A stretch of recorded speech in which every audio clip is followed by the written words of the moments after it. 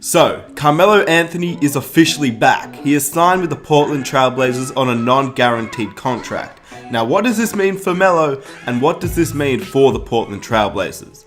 It's almost been a year since Melo was in the league. In fact, his last NBA game was in November of 2018, but realistically, it's basically been about 2 years.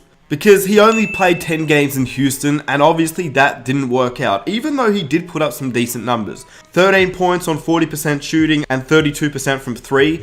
I believe that Melo all along was a scapegoat for the Houston Rockets, who had a horrible start to the year. Eventually, obviously, they picked it up towards the end of the year. They made the playoffs, they did okay, but Melo at that point was clearly off the team. In Oklahoma, they were never going to bash Paul George or Russell Westbrook because those were the two stars. If anybody, they were going to bash Carmelo Anthony. But he still performed at a decent pace. 16 points, 6 rebounds, 35% from 3 and 40% from the field with 15 field goal attempts per game. So, not to mention he played 78 games that season. So he actually was a very solid contributor. Obviously, we know who Melo is. He's a scorer. That's what he's best at. He's always been that. But the one thing that Melo had was a little bit of an ego. He wasn't willing to come off the bench. He wasn't willing to be a sixth man. Obviously, that started to transpire in Oklahoma. Eventually, he went to Houston, and that became something that I guess he had to just become accustomed to. Otherwise, there were going to be problems. But in saying that, he did play 29 minutes per game the last time he was on an NBA team. So with Portland, it will be interesting to see what happens, because obviously they have a team that is already developed. They have a team that is ready-made for the playoffs. How does Melo fit in? One thing that's extremely interesting is that before Melo actually signed with Oklahoma and before he signed with Houston, the Portland Trailblazers, led by Damian Lillard and CJ McCollum, were actually pushing extremely hard for Melo. They knew that he would be the perfect fit for their team. A guy that can stretch the floor, space out, let them go to work, but be open in the corner, be open for a catch and shoot, either through the mid-range, which he's best at, or by hitting a 3. He was the perfect fit for the Portland Trailblazers. But this was 2 seasons ago. Is Melo the same player as 2 seasons ago? Probably not. He's 2 years older. He hasn't been in the league for the last season, so Melo is a different player to the guy that was signed by the Oklahoma City Thunder.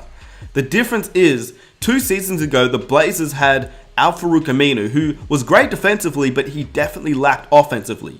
Melo is the flip of that. He's a great offensive talent, but at times can be poor defensively. Either way, Damian Lillard pushed for Melo. He really, really wanted him on his team. When you look at old interviews from 2 seasons ago, Dame was clear that he wanted Melo on this team. Why should Melo consider waiving his no-trade clause to team up with you guys in Portland? I think just because of the fit. I think he fits really well with what we have. With myself, CJ, Nurk, and a lot of the guys on the team are young, but have been getting minutes for years now, and you add him, I think we take a step up. We go to the next level. So I know that we could win with him, and I know that we can go much deeper into the playoffs. Have you reached out to Carmelo? I spoke to him because obviously he makes us a better team.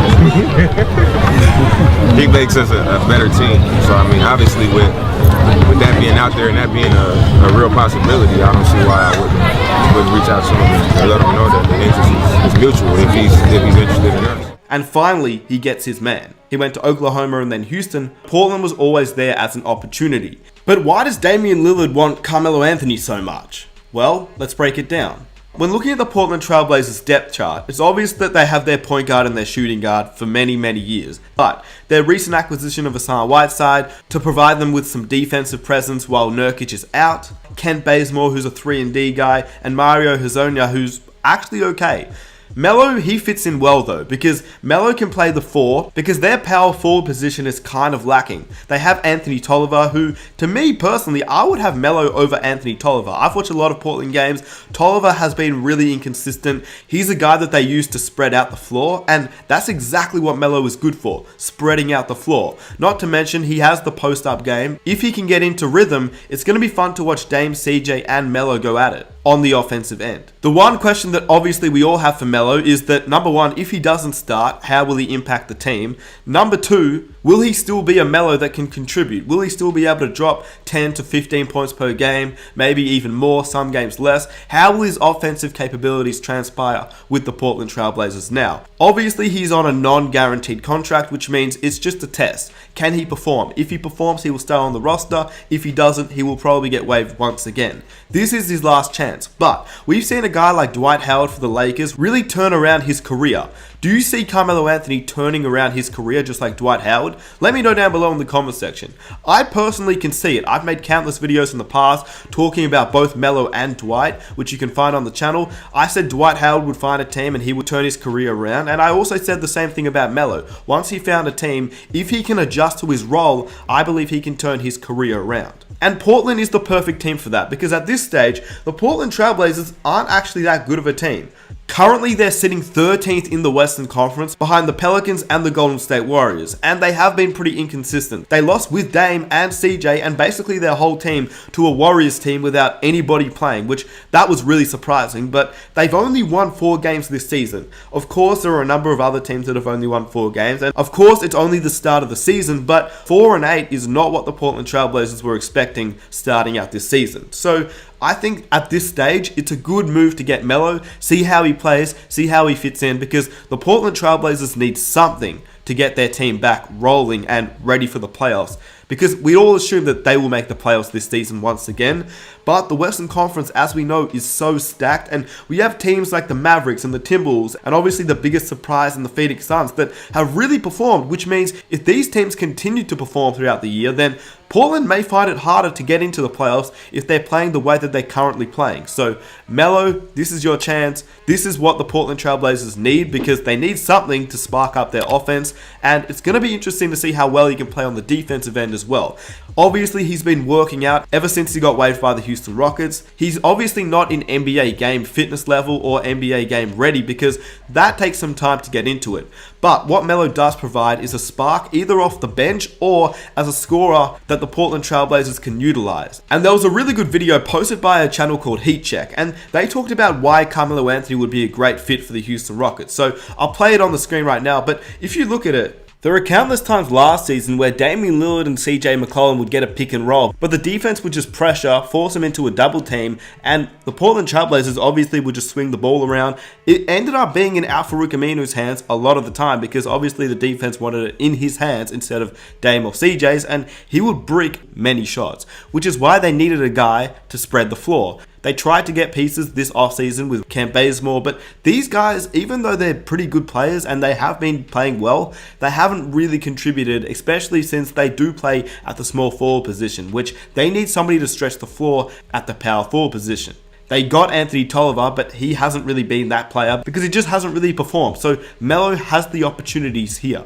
I'm going to end with this. When you look at the Portland Trailblazers stats for the 2019-2020 season, and you look at points per game, Dame and CJ combined for 50 points per game, which is majority of the team's points, but then Hassan Whiteside is your third leading scorer. For a guy that's a big man that isn't even an offensive talent in this league, as the third leading scorer, it's a little bit of a worry. He averages just under 15 points, but then you've got Rodney Hood at 12 points per game in 29.6 minutes per game, which isn't really that effective. Obviously, Zach Collins got injured, which is why they picked up Melo, because they needed a 4, and Melo can play as the stretch 4. Kent Bazemore's only averaging 8 points. Mario Hezonja is only averaging 5. So if Melo can fit into this system, I believe he could really be the third leading scorer or even the fourth leading scorer on this team, above Rodney Hood and above Hassan Whiteside, maybe with 16, 15 points per game.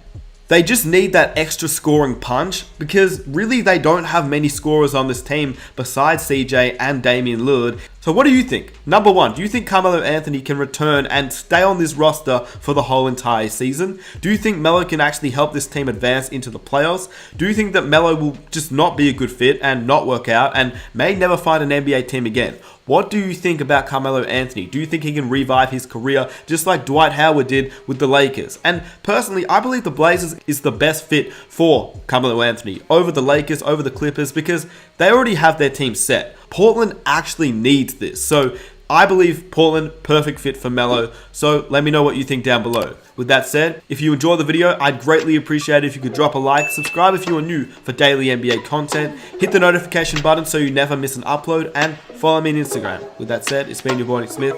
I am out. Peace. Some communication, cause I just need the time and place to come through. Send me your location.